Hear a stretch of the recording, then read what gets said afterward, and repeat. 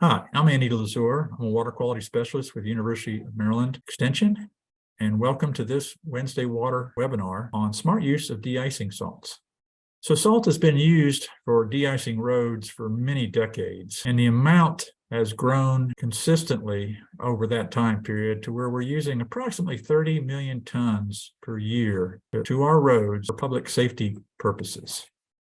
And traditionally, rock salt has been used because it's inexpensive and it's effective. However, because of the way it's applied, it can be over-applied.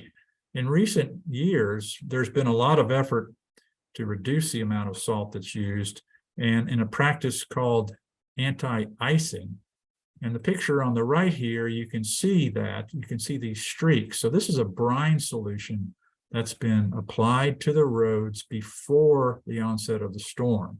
And again, that will prevent that ice formation and significantly reduces the amount of salt. And that's important because when we apply salt to the roads, that salt is running off into our waterways.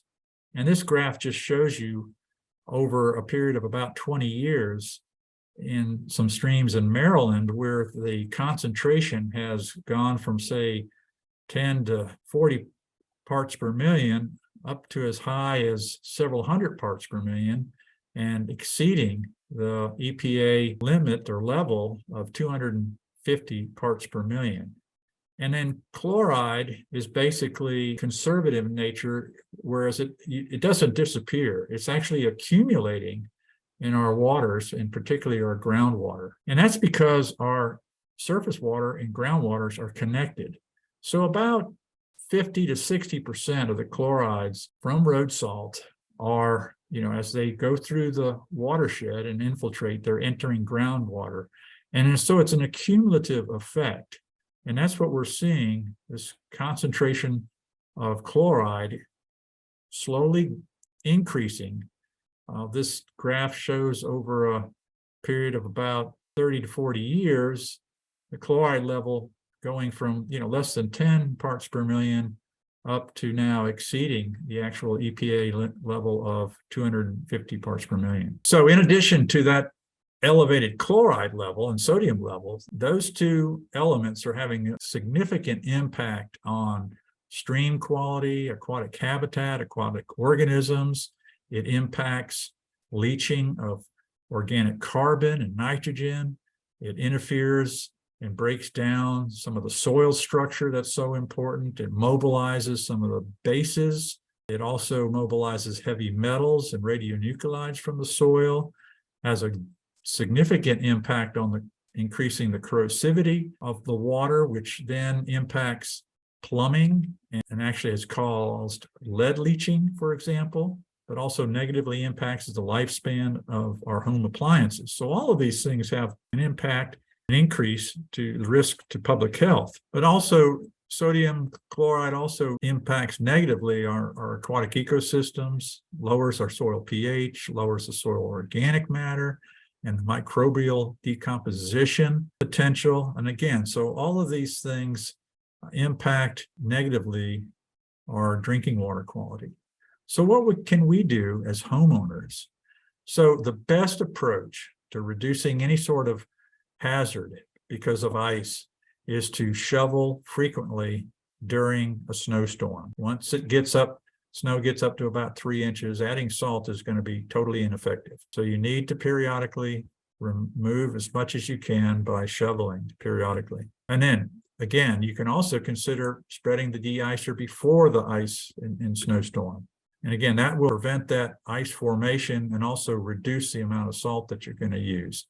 Another practice is to consider putting a tarp down on your steps or your sidewalk before the storm. And that way you can remove that tarp along with the snow and ice, and then you'll have a nice, safer walkway without having to use any de-icing compound. And again, once that snow gets up to about 3 inches, a de-icing compound won't work. You can also consider using sand instead of a salt compound, and that'll help with your traction, particularly on steps in high traffic areas. There are alternatives Instead of sodium chloride, there's calcium chloride, there's magnesium chloride, there's this calcium magnesium acetate. These products all have their optimum temperature range. And then again, only apply a de-icing compound where traction is absolutely necessary. And that's typically your steps and sidewalk out to your car, for example. And then if you notice any salt spillage or overuse, report that to your county so that they can take note of that and educate their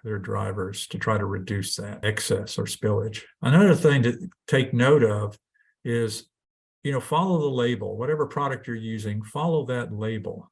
Okay, that's very important because, adding more doesn't increase the effectiveness. It just causes more environmental damage and costs you more money. So think about this, a teaspoon of salt can pollute 5 gallons of water, okay? Another little nice tip is to consider your coffee cup, 12-ounce mug, say, is enough salt for 10 sidewalk squares or about 20 foot of driveway. So again, what you're going to see there when you apply it in that manner, you're going to see salt particles about 2 inches apart. Anything closer than that is overuse. Because what happens with these salt particles, as snow hits them, it's going to start to dissolve, and that salt's going to spread out and effectively prevent that ice formation. So if they're about 2 inches apart, that's plenty of salt.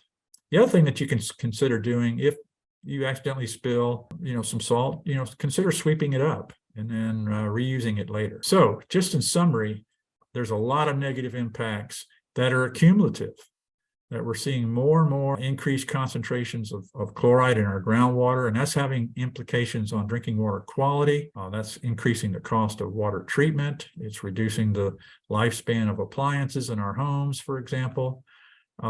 Certainly has issues with increasing the corrosion potential, not only on our roads and road infrastructure, but at home, it can actually mobilize metals that are naturally occurring in our geology. And then if you're on a private well and you're near roads, for example, it would be a good idea to test for chloride, sulfate, and metals. And you can contact your local county health department for more information about that. And if you're located in an area where there's naturally occurring heavy metals, for example, whether that be chromium, manganese, copper, zinc, and then also radionuclides. They'll be able to tell you, yes, you're located or you're not located in a natural, say, arsenic belt, for example.